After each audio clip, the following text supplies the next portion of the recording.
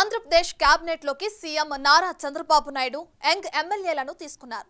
యువతకు టికెట్లు ఇవ్వడమే కాదు, వారిని గెలిపించుకుని అసెంబ్లీకి తీసుకురావటం, మంత్రులుగా తీసుకోవటం, ఇలా ఎక్కడ చూసినా యువతకు బాబు మొదటి ప్రాధాన్యత ఇస్తున్నారు. తాజాగా ఇద్దరు యంగ్ ఎంపీలకు చంద్రబాబు అరుదైన అవకాశం కల్పించారు. వచ్చిన అవకాశాన్ని సద్వినియోగం చేసుకుని జాగ్రత్తగా వ్యవహరించాలని తగు సూచనలు, సలహాలు చేశారు. దీంతో ఆ ఇద్దరు ఎంపీలు, వారి అభిమానులు, టీడీపీ కార్యకర్తలు ఆనందంలో మునిగి తేలుతున్నారు.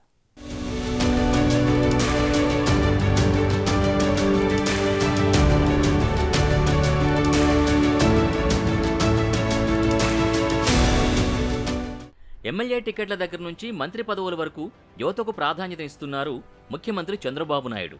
కేంద్ర మంత్రిగా యువనేత రామ్మోహన్ నాయుడికి అవకాశం ఇచ్చారు. తాజాగా టీడీపీ పార్లమెంటరీ పార్టీ నేతగా నరసరావుపేట ఎంపీ లావు శ్రీకృష్ణదేవరాయల్ని చంద్రబాబు ఎంపిక చేశారు. ఇక డిప్యూటీ ఫ్లోర్ లీడర్గా నంద్యాల నుంచి తొలిసారి ఎంపీగా గెలిచిన బైరెడ్డి శబరికి అవకాశం కల్పించారు. ఇక కోశాధికారిగా చిత్తూరు ఎంపీ దగ్గుమల్ల ప్రసాద్ని నియమించారు. లావు నరసరావుపేట నుంచి రెండోసారి ఎంపీగా గెలవగా శబరి తొలిసారి గెలిచారు. ఇద్దరు కూడా ఎన్నికల ముందు టీడీపీలో చేరినవారే.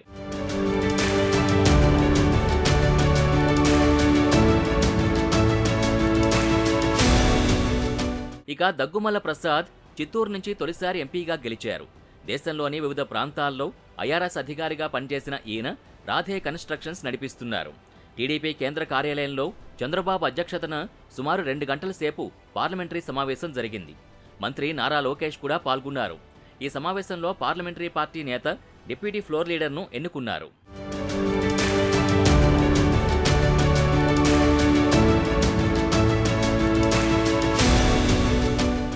ఈసారి లోక్సభలో టీడీపీకి 16 మంది ఎంపీల బలం ఉన్నందున రాష్ట్రానికి ఎక్కువ నిధులొచ్చేలా కృషి చేయాలని చంద్రబాబు దిశానిర్దేశం చేశారు. రాష్ట్ర ప్రయోజనాలే ప్రతి ఎంపీ ప్రథమ కర్తవ్యం కావాలని చంద్రబాబు సూచించారు. ఎలాంటి పొరపచ్చారు లేకుండా కలిసికట్టుగా ఎంపీలందరూ ఉండాలని, ఏమాత్రం సందేహాలున్నా సరే వెంటనే తనకు తెలియజేయాలని, ఎల్లప్పుడూ అందుబాటులో ఉంటానని ఎంపీలకు చంద్రబాబు చెప్పారు. కాగా ఇదే సమావేశంలో ఈ నెల 24 నుంచి ప్రారంభమయ్యే లోక్సభ సమావేశాల్లో అనుసరించాల్సిన వైఖరి, లేవనెత్తాల్సిన అంశాలపై లోతుగా చర్చించారు.